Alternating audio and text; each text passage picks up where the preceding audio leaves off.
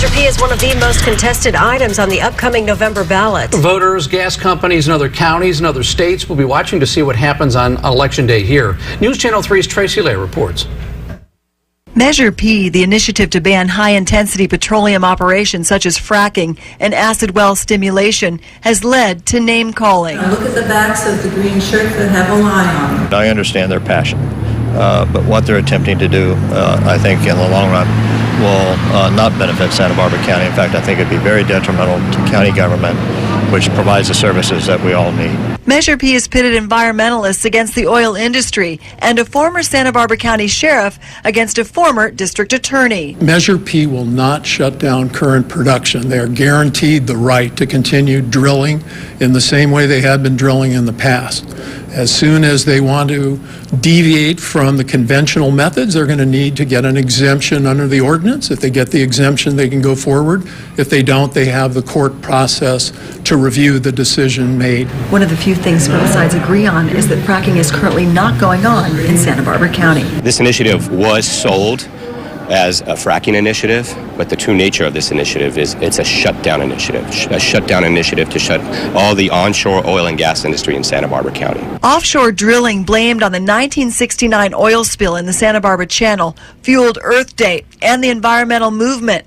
But backers say hydraulic fracturing in other states has inspired them to get involved. This is just risk. This is about minimizing risk. The same reason you buy health insurance, the same reason you buy theft insurance, the same reason you buy fire protection insurance is to minimize risk. Well, minimize the risk, known risks from these extreme extraction methods that we saw in western Colorado, all over Pennsylvania, all over Ohio, all over South Texas, all over Alberta, Canada. I'm inspired to volunteer for the Yes on Measure P campaign because I have a 3-year-old daughter. And I grew up in Lompoc, which is 100% dependent on groundwater, and I don't want to see our resources contaminated. But opponents aren't worried about water. It goes after a very favorable process that the industry has been utilizing safely and effectively for the last 50 years. They're calling it high intensity. It should be high efficiency. It's cyclic steaming and well servicing as well.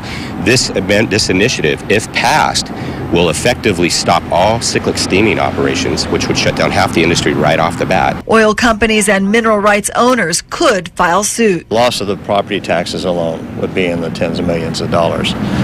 Beyond that, litigation costs, should it pass and should it be litigated, which the county is not insured for, could run into at least the millions of dollars. Next year, California Senate Bill 4 takes effect. It will require companies to disclose and monitor well stimulation chemicals being used.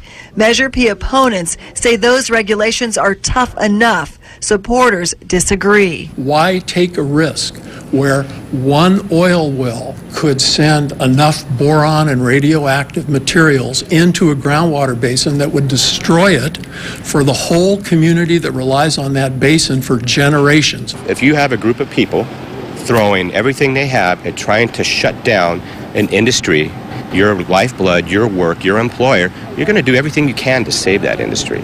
Measure P opponents are outspending supporters in campaign advertising, but it's the small things that are fueling debate. The No on P campaign has chosen a environmentally friendly color of green. I think that they are trying to confuse voters. I think this thing is a train wreck. It's an overreach. When Santa Barbara Water Guardians collected 16,000 signatures to qualify for the ballot, supervisors could have just voted on it, but they chose to let voters decide. Thank those brave souls. And you can look at that story again on our website at KEYT.com.